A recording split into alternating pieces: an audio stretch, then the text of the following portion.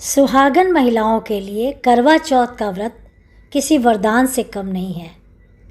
इस व्रत को धारण करने से पति की आयु लंबी होती है और पति को उनके कार्यों में, जीवन में सफलता की प्राप्ति होती है और वैवाहिक जीवन भी सुखमय बना रहता है।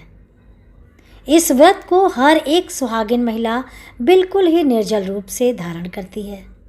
कार्तिक मास के कृष्ण पक्ष की चौथी तिथि को करवा चौथ पर सुहागन महिलाएं इस व्रत को धारण करती हैं।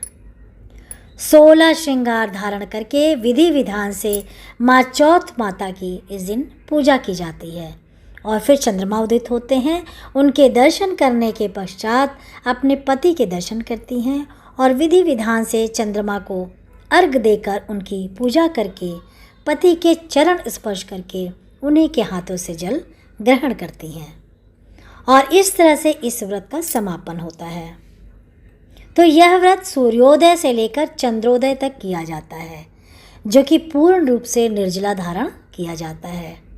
आज की इस वीडियो में मैं आप सभी को बताऊंगी कि 2025 में करवा चौथ का व्रत कब है और कार्तिक मास के कृष्ण पक्ष की चतुर्थी तिथि कब प्रारंभ होगी, कब इसका समापन होगा, व्रत कब धारण किया जाएगा और पूजा करने का शुभ मुहूर्त क्या होगा, चंद्रोदय का समय क्या रहेगा, करवा चौथ पर पूजा किस प्रकार से करनी चाहिए और क्या विधि रहेगी, क्या इसके नियम होंगे और कौन सा एक उपाय करने से पति को दीर्घायु प्राप्त होने के साथ साथ ही पति हर एक कार्य क्षेत्र में तरक्की करते चले जाएंगे।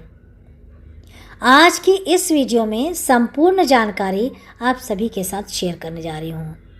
तो इस वीडियो को सबसे पहले तो लाइक कर दीजिए और साथ ही एक रिक्वेस्ट है कि इस वीडियो को पूरा ध्यान से देखिएगा, अंत तक सुनकर जाइएगा, क्योंकि बहुत ही इम्पोर्टेंट महत्वपूर्ण जानकारी आप सभी के साथ शेयर करूँगी।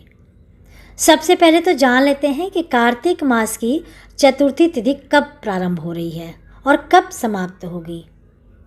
करवा चौथ का व्रत हमें किस दिन धारण करना है, तो देखिए चतुर्थी तिथि का प्रारंभ होगा 9 अक्टूबर को रात में 10:55 पर और चतुर्थी तिथि का समापन हो रहा है 10 अक्टूबर की रात 7:35 पर। तो सूर्योदय काल तिथि 10 अक्टूबर को हमें प्राप्त हो रही है, इसीलिए 10 अक्टूबर 2025 को सूर्योदय कालीन तिथि के अनुसार करवा चौथ का व्रत धारण कर लिया जाएगा और 10 अक्टूबर को शुक्रवार का दिन रहेगा, जो माँ लक्ष्मी का सबसे प्रिय दिन भी है।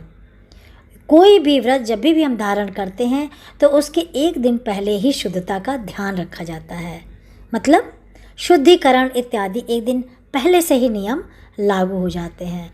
तो ऐसे में 9 अक्टूबर 2025 को आप नहाए खाए करेंगे, जैसे कि बाल वगैरह धोना, शुद्ध सात्विक भोजन ग्रहण करना, ठीक है।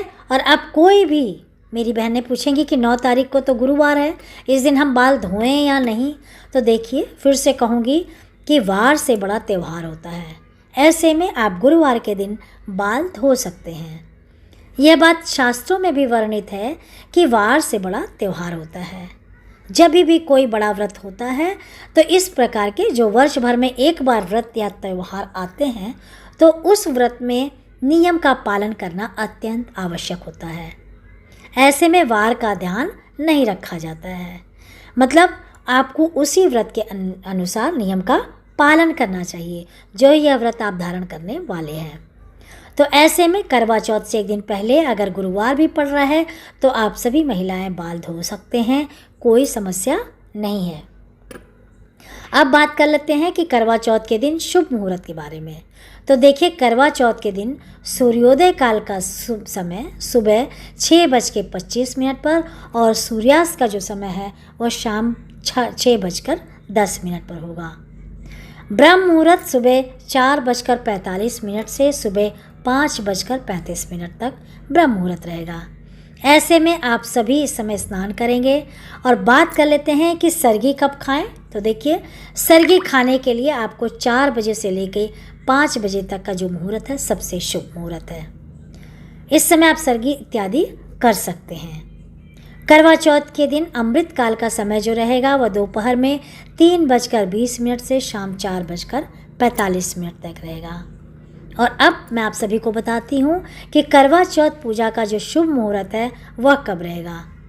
देखिए, कई स्थानों पर दोपहर में पूजा होती है, तो ऐसे में जो दोपहर में अमृत काल आपको प्राप्त हो रहा है उस समय आप पूजा आराधना कर सकते हैं।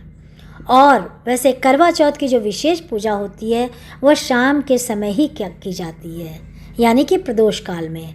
और शाम की पूजा का शुभ मुहूर्त आपको प्राप्त हो रहा है शाम 5:55 से शाम 7:10 तक। यह पूजा का सबसे अच्छा मुहूर्त है, शुभ मुहूर्त है। जिस समय आपको पूजा प्रारंभ कर लेनी है इस समय, वह फिर आप पूजा कितने समय तक भी आप कर सकते हैं, लेकिन बस मुहूर्त के दौरान आपको पूजा जो है प्रारंभ कर लेनी है। एक बार प्रारंभ करके फिर आप कितने देर बाद भी करते रहो, उसमें कोई दिक्कत नहीं है। तो व्रत में सबसे ज़्यादा महत्वपूर्ण होता है करवा चौथ के व्रत में कि चंद्रमा यानी कि चंद्रदेव का दर्शन करना, चंद्रदेव का दर्शन करना, पति के दर्शन, उसके बाद पति के दर्शन किए जाते हैं। फिर चंद्रमा को अर्घ देकर उनके दर्शन करके पति के चरण स्पर्श करके आप जल ग्रहण कर सकते हैं।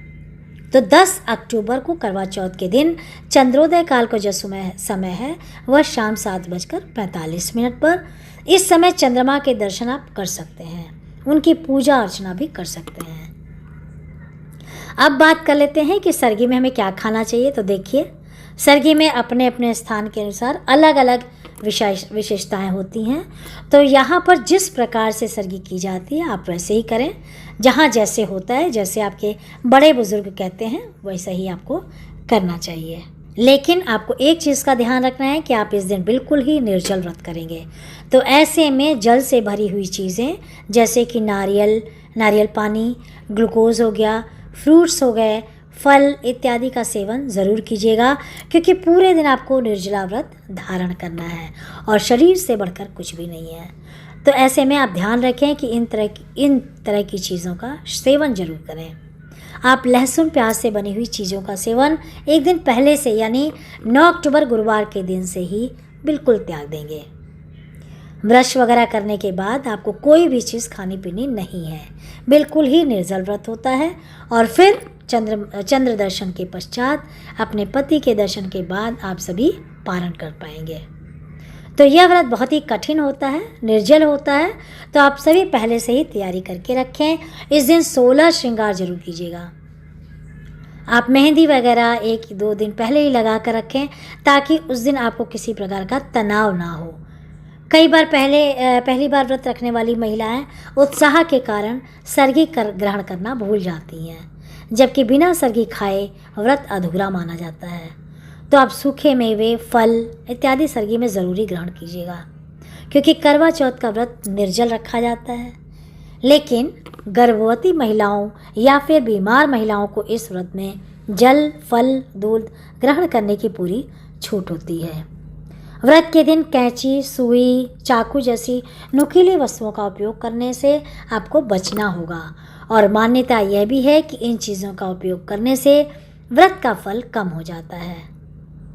तो यह थी आज की जानकारी। अगर आप जानना चाहते हैं कि करवा चौथ पूजा में विधि क्या होगी, इस व्रत को रखने से पहले सरगी में क्या क्या चीज़ें शामिल कर सकते हैं, तो व्रत के नियम क्या हैं, सास की थाली कैसे तैयार की जाती है, संपूर्ण जानकारी अगर आप और भी डिटेल में जानना चाहते हैं तो करवा चौथ में हमें क्या खाना चाहिए, क्या नहीं खाना चाहिए, खाने से व्रत क्या खंडित हो जाता है, अगर ये सब जानना चाहते हैं तो करवा चौथ के दिन हमें क्या क्या खरीद कर अपने घर लाना चाहिए, क्या शुभ होता है, क्या अशुभ होता है, मासिक धर्म में आप यह व्रत कैसे करेंगे, ये जानना चाहते हैं तो मुझे कमेंट सेक्शन में ज़रूर बताइएगा। मैं अगले वीडियो में सारी चीज़ें भी कवर करके आप सभी के लिए वीडियो बनाकर डालूँगी, जिससे आप बहुत ही आसानी से देख सकेंगे। इसके लिए आप अपने चैनल भजन लोकगीत को सब्सक्राइब कर दीजिए, पास वाले बेल आइकॉन को ज़रूर प्रेस कर दीजिएगा। मिलती हूँ एक नई जानकारी के साथ, तब तक जय सिया राम। स्वस्थ रहें, मस्त रहें, व्यस्त रहें और आपका दिन मंगलमय शुभ हो।